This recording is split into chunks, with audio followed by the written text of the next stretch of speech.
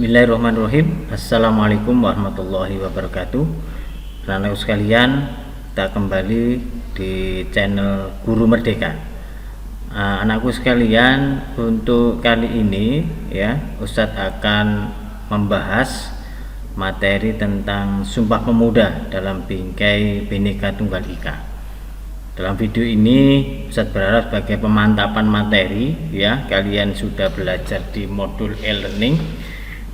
Untuk video ini barangkali membuka ya suatu yang lupa, kalian bisa putar kembali dalam video ini.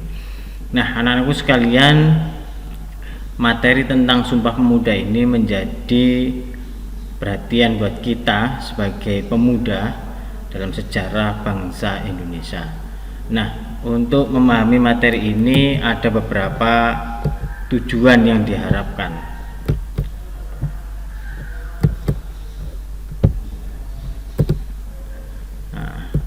Yang pertama adalah kalian mampu menjelaskan kronologis Sumpah Pemuda dalam perjuangan kemerdekaan Indonesia. Yang kedua, mendeskripsikan semangat pemuda dalam perjuangan kemerdekaan. Dan yang ketiga, memproyeksikan semangat pemuda pada masa kini. Nah, inilah tiga hal yang harus kalian capai dalam topik materi Sumpah Pemuda. Nah, anak-anakku sekalian, untuk pertemuan kali ini dalam 1 jam ke depan kita akan membahas bagaimana kronologis Sumpah Pemuda dalam perjuangan kemerdekaan Indonesia. Nah, anak-anakku sekalian yang Ustadz banggakan, kalau saya susun dalam peta konsep ini, jadi tema besarnya adalah semangat Sumpah Pemuda. Yang kedua adalah kalian harus mengetahui ya terlebih dahulu bagaimana kronologis peristiwa Sumpah Pemuda tahun 1928 dalam perjuangan kemerdekaan Indonesia. Kemudian kita ketika sudah mengetahui bagaimana kronologisnya, kalian semua harapannya bisa memahami bagaimana sih nilai semangat pemuda pada saat itu dalam perjuangan kemerdekaan Indonesia. Nah, yang ketiga, dari semangat itu kita semua mencoba bagaimana untuk memproyeksikan ya nilai semangat pemuda pada masa itu dalam konteks masa kini. Tentu tantangan di zaman modern ini, tantangan di zaman era milenial saat ini itu berbeda dengan pemuda saat itu. Tetapi nilai semangat yang dimiliki oleh perjuangan para pemuda saat itu insya Allah masih relevan dengan kondisi kita masa kini. Nah, anak-anakku sekalian, untuk kalian mampu menjelaskan kronologis peristiwa Sumpah Pemuda 1928, tentu ada beberapa hal yang harus kalian pahami terlebih dahulu. Paling tidak dalam kronologis peristiwa Sumpah Pemuda itu ada 3 peristiwa penting ya, ada 3 peristiwa penting. Yang pertama adalah munculnya organisasi kepemudaan daerah. Kemudian ada peristiwa Kongres Sumpah Pemuda yang pertama, dan yang ketiga adalah Kongres Pemuda yang kedua. Nah, anak-anakku sekalian yang Ustadz banggakan, dalam peristiwa Sumpah Pemuda itu tidak lepas peran dari pemuda. Bahkan Bung Karno, salah satu founding father kita, itu pernah menyampaikan, "Berilah aku 10 pemuda, niscaya aku guncangkan dunia." Ini menjadi sebuah kata-kata yang magic ya, menjadi semangat buat kita sebagai kaum muda untuk menggerakkan sebuah perubahan. Dan perubahan di seluruh dunia, hampir ya seluruh dunia termasuk Indonesia, bahwa perubahan yang dilakukan dalam ketatanegaraan itu aktor utamanya adalah pemuda. Nah, anak-anakku sekalian, peristiwa Sumpah Pemuda itu tidak lepas dari munculnya organisasi kepemudaan daerah ya. Organisasi kepemudaan daerah ini juga lahir terinspirasi dari peristiwa kebangkitan nasional yang dipelopori oleh Dr. Sutomo ya, yang melahirkan organisasi Budi Utomo, dan juga Sarekat Islam atau Sarekat Dagang Islam yang sebelumnya yang didirikan oleh Samanhudi dan Hos Cokro Aminoto. Kemudian Indepartis yang diprakrasai oleh Daus Dekker dan Ki Hajar Dewantoro. Nah, organisasi-organisasi yang muncul pada saat masa kebangkitan nasional itulah menginspirasi ya pemuda-pemuda di daerah, di wilayah-wilayah Jawa maupun di luar Jawa untuk membentuk organisasi. Maka lahirlah ya pasca kebangkitan nasional 1908 itu lahirlah organisasi pemudaan daerah.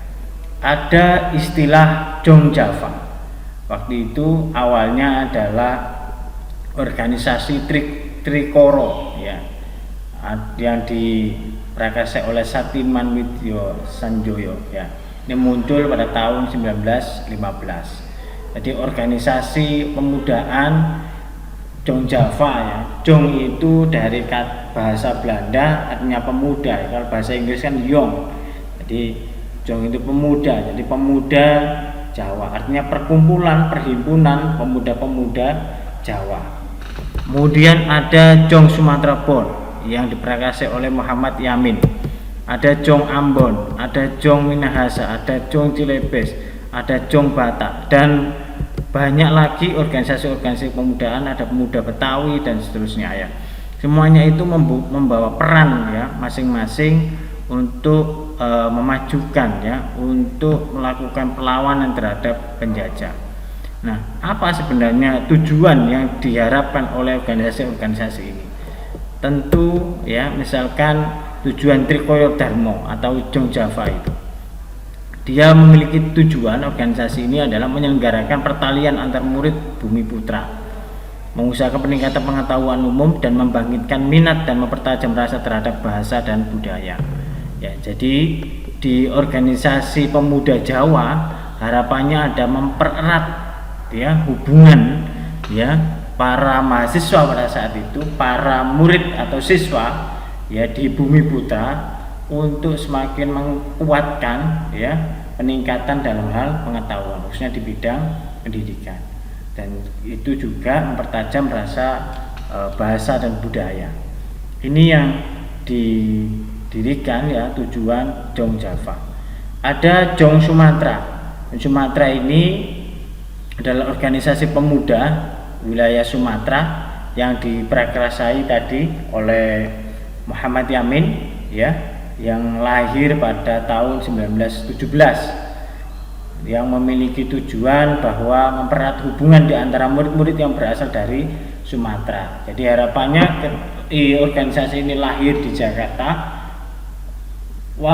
murid-murid atau siswa atau mahasiswa yang belajar ya ke Jakarta dari Sumatera itu ada organisasi yang mewadahinya.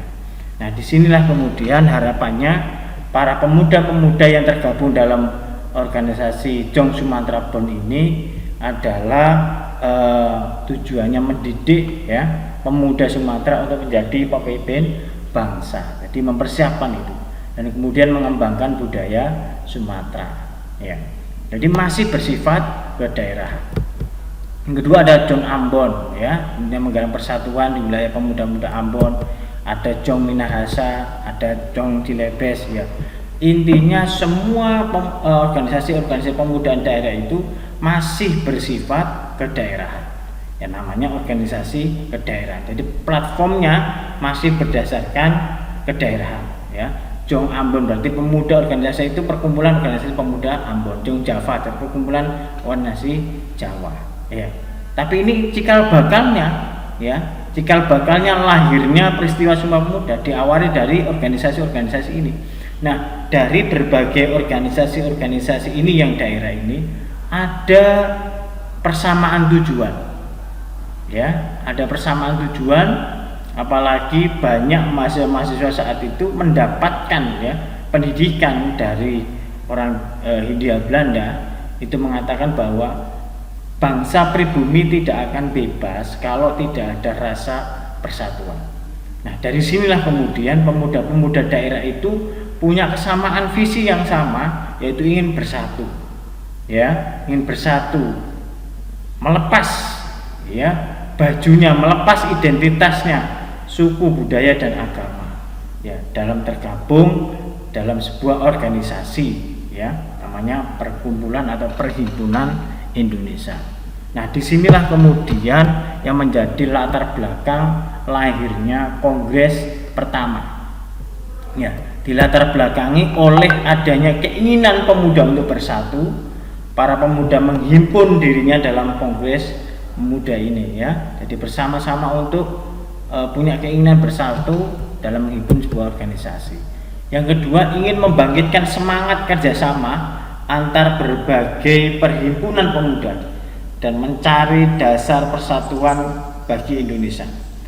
Jadi ini mendorong selain menghimpun untuk bersatu, harapannya adalah pemuda ini mencari dasar, ya, fondasi yang kuat agar bisa semua elemen bangsa yang terdiri dari berbagai organisasi daerah ini bersatu padu untuk menjadi Indonesia merdeka. Sehingga ada kesepakatan yang terhimpun dalam Perhimpunan Pelajar-Pelajar Indonesia dan Perhimpunan Indonesia yang berada di luar negeri, di Belanda, untuk bersama-sama berkomitmen mengadakan kongres yang pertama pada tanggal 30 April sampai 2 Mei 1926. Kongres ini diadakan di Yogyakarta, ya, di Yogyakarta. Dengan semangat persatuan itu kemudian dimotori oleh Muhammad Tabrani, ya, dan didukung oleh beberapa organisasi daerah. Akhirnya terselenggaralah kongres yang pertama. Ini menjadi latar belakang munculnya kongres yang pertama. Nah, dari hasil kesepakatan hasil kongres yang pertama yang dilaksanakan selama 3 hari itu, jadi memunculkan narasumber, ya, artinya dari pemuda-pemuda sendiri untuk menanamkan nilai-nilai nasionalisme, gagasan-gagasan kebangsaan kepada pemuda-pemuda Indonesia. Di situ ada Muhammad Yamin, ya, kemudian tokoh-tokoh lain yang memberikan semangat kebangsaan pada saat itu, sehingga muncul hasilnya dari kongres yang pertama itu. Semua pemuda yang ikut kongres pemuda yang pertama di Yogyakarta semuanya bersepakat bahwa memiliki cita-cita yang sama, yaitu menjadi Indonesia merdeka dari penjajah. Yang kedua, bahwa organisasi kongres pemuda yang pertama ini punya kesepakatan bahwa menggalang persatuan organisasi pemuda dalam satu wadah. Maka semua organisasi ini melebur menjadi satu, yakni dalam Perhimpunan Indonesia, ya. Nah, dari hasil kongres inilah kemudian ada gagasan yang disampaikan oleh Muhammad Yamin bahwa yang menjadi perekat persatuan bangsa yaitu dengan bahasa Melayu, ya. Jadi tawaran yang disampaikan oleh Muhammad Yamin ini kepada peserta kongres pertama bahwa untuk mempererat persatuan bangsa menggunakan bahasa Melayu, karena bahasa Melayu dianggap sebagai bahasa yang tertua nomor 2 selain bahasa Jawa. Nah, tetapi usulan Muhammad Yamin pada saat itu ditolak, ya, oleh pemuda. Akhirnya belum mencapai kata mufakat atau sepakat bahwa bahasa Melayu dijadikan alat komunikasi, jadikan bahasa persatuan. Tentu anak-anak sekalian, mengapa itu kok tidak disepakati, ya? Oke, ya, luar biasa jawabannya, ya. Ya tentu tidak lain bahwa kalau menggunakan bahasa Melayu pasti daerah selain Sumatera, ya, mungkin dari Jawa atau Batak atau yang lain itu tidak mengerti dengan bahasa Melayu, sehingga tidak bisa menjadi alat komunikasi untuk mempersatukan pemuda. Nah, dari gagasan Kongres Pemuda ini ditindaklanjuti Kongres Pemuda yang kedua. Nah, dari Kongres yang kedua ini memiliki cita-cita. Yang pertama adalah melahirkan semua perkumpulan pemuda-pemuda Indonesia. Yang kedua, membicarakan berbagai masalah pergerakan pemuda Indonesia. Yang ketiga adalah memperkuat kesadaran kebangsaan Indonesia dalam Perteguh Persatuan Indonesia. Inilah 3 hal yang menjadi alasan bahwa Kongres Pemuda yang kedua itu harus dilakukan. Nah, anak-anak sekalian, dari hasil Kongres kedua disepakati di kesepakatan para pemuda, ya, yang mengatakan sumpah, ya, yang dikenal dengan Sumpah Pemuda. Nah, ada 3 hal isinya. Yang pertama, menyampaikan bahwa kami putra-putri Indonesia mengaku bertumpah darah satu tanah air Indonesia. Kami putra-putri Indonesia mengaku berbangsa satu, bangsa Indonesia. Ya. Yang ketiga, kami putra-putri Indonesia menjunjung bahasa persatuan, bahasa Indonesia.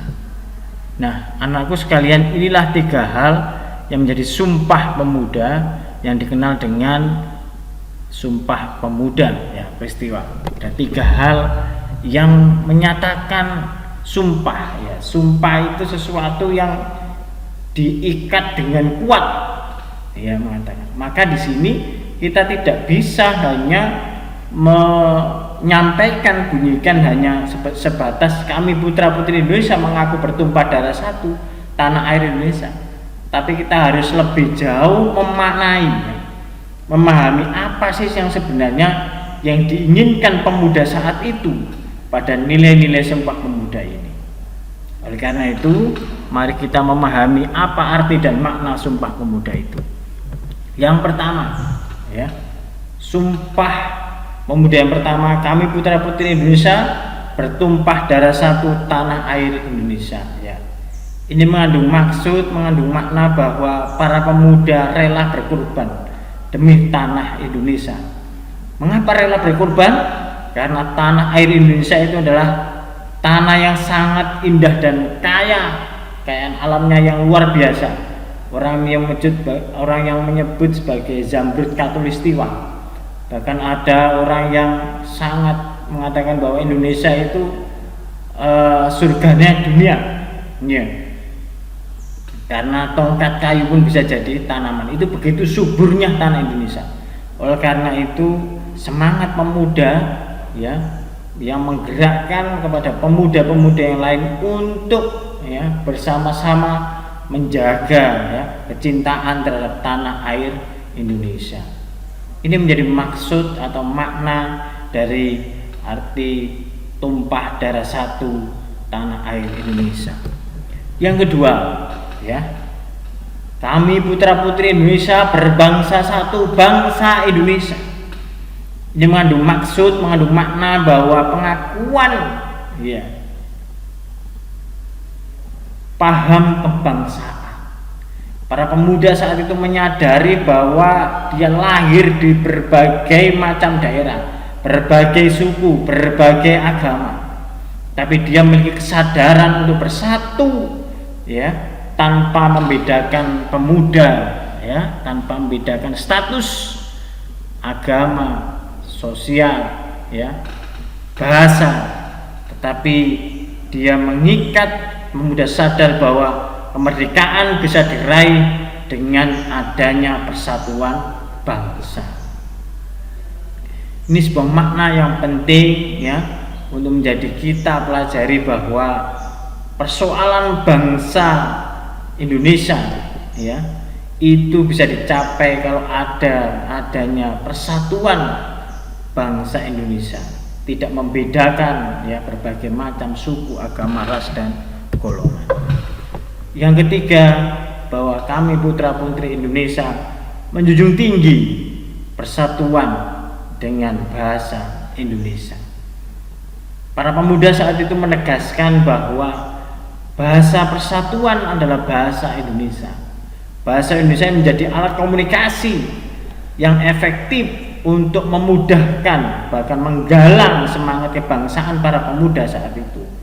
Karena dianggap bahasa Indonesia menjadi alat yang efektif ya, untuk bisa kolaborasi, bisa komunikasi, membangun strategi antar pemuda daerah. Jadi tidak bisa dibayangkan kalau pada saat kongres pertama itu dinyatakan, bahkan disepakati pada kongres kedua ini bahasa persatuan adalah bahasa Melayu.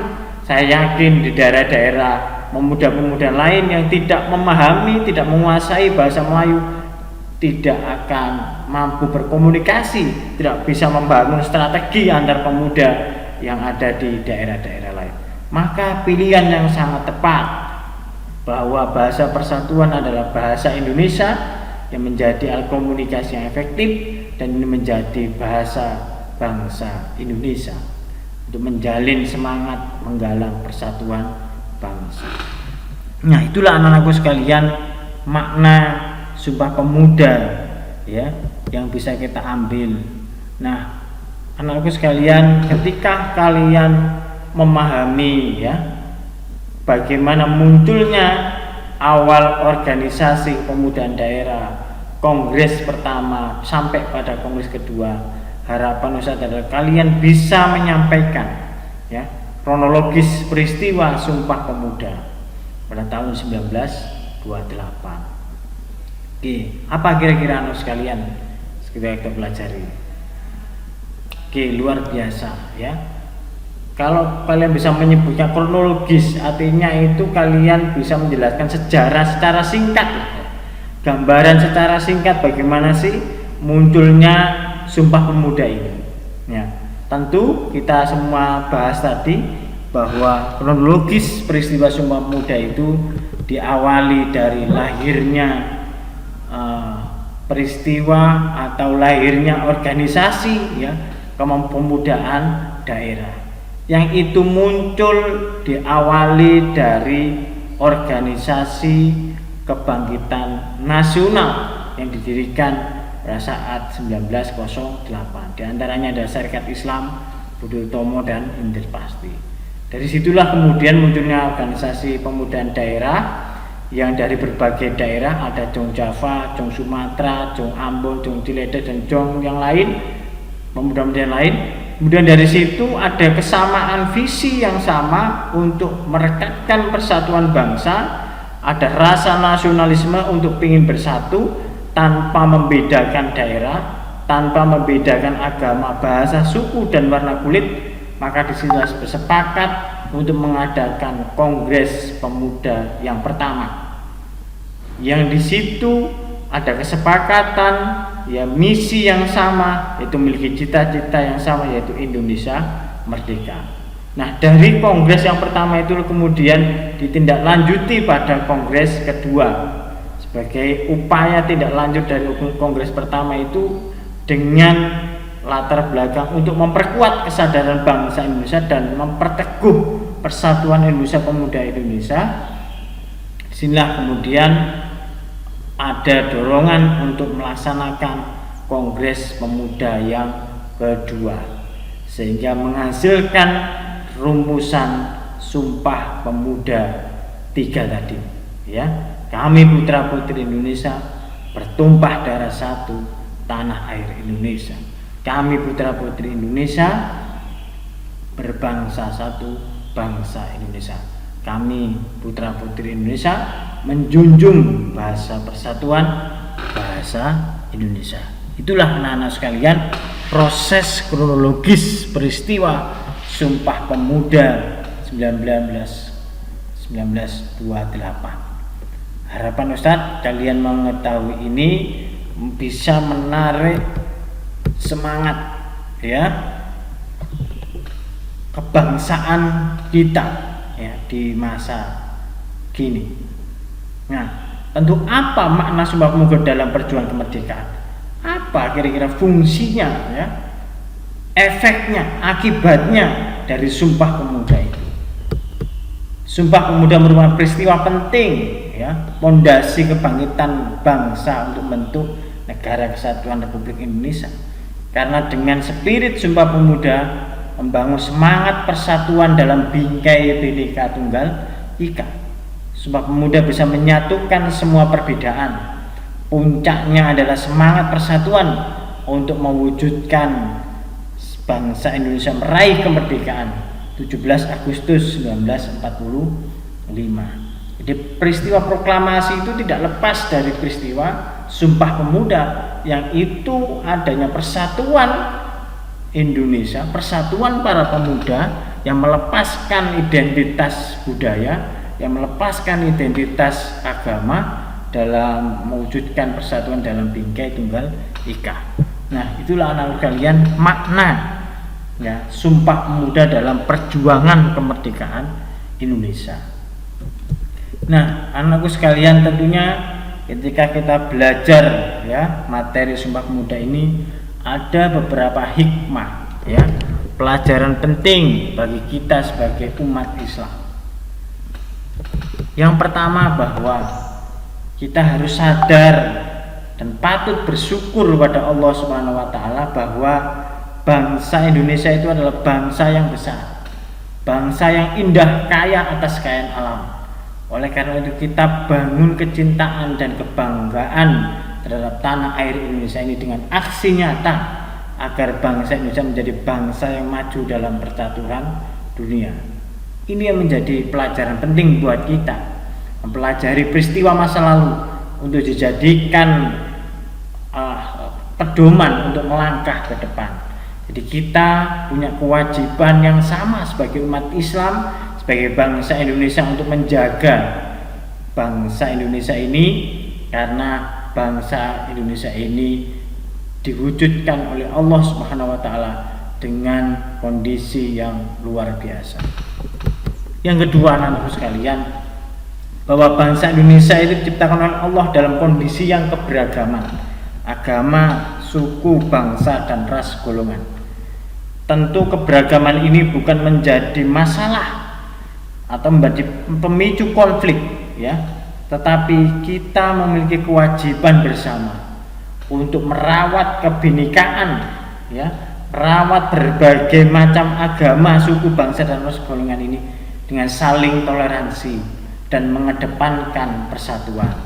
Insya Allah dengan keberagaman ini adalah merupakan sunatullah, yang itu kalau bisa bersatu, berkolaborasi, bersama-sama menyelesaikan persoalan bangsa Indonesia yang kita hadapi ini.